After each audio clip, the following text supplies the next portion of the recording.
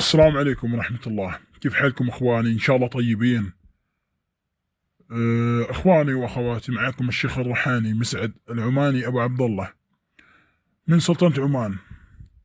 طبعا اليوم جاني رسالة من احد الاشخاص، قال لي شيخ صار لك قاطع على اليوتيوب، ما تنزل على قناة مالتك على اليوتيوب صار لك اكثر من شهر، وفي اشخاص ثانيين يدعون انهم مسعد العماني ابو عبد الله.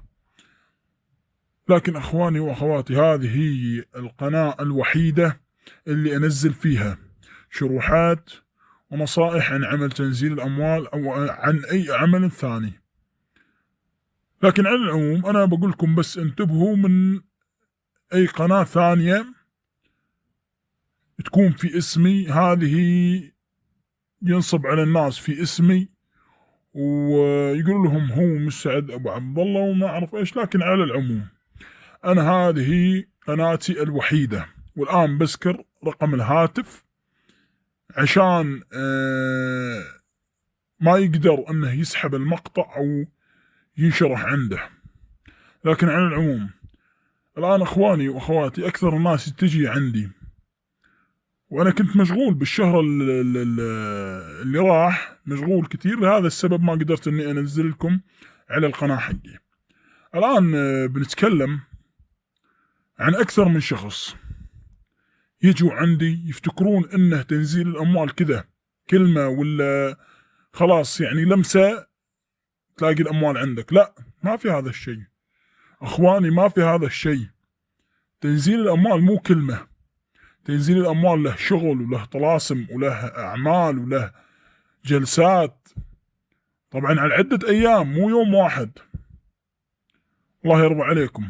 تنزيل الاموال ان شاء الله تعالى بياخذ معانا من 3 ل5 ايام، وما في شيء اسمه بعد النتيجة. لو في شيء اسمه بعد النتيجة اني اقدر انزل بدون ما اخذ فلوس، انزل لنفسي وما انزل لاحد. انتوا تفتكرون ان انا اخذ الفلوس لي انا، لكن هذا الكلام غلط. انا ما باخذهم لي، باخذهم في مواد لازم اجيبها، في اغراض لازم اجيبها مخصصة لهذا العمل، في اشياء لازم اسويها وهذه مكلفة. انا اتعابي ما باخذها بعد التنزيل، بعد التنزيل باخذ اتعابي وباخذ النسبة حقي من المبلغ اللي ينزل. هذا اكثر ضمان لكم. طبعا كان معاكم اخوكم الشيخ الروحاني مسعد العماني ابو عبد الله. تواصلوا معي على الرقم الظاهر امامكم في الشاشة والان اللي راح اقول لكم عليه.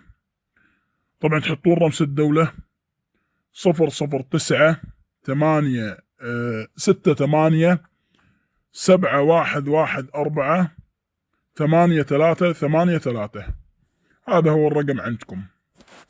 وكان معكم اخوكم الشيخ الروحاني مسعد ابو عبد الله.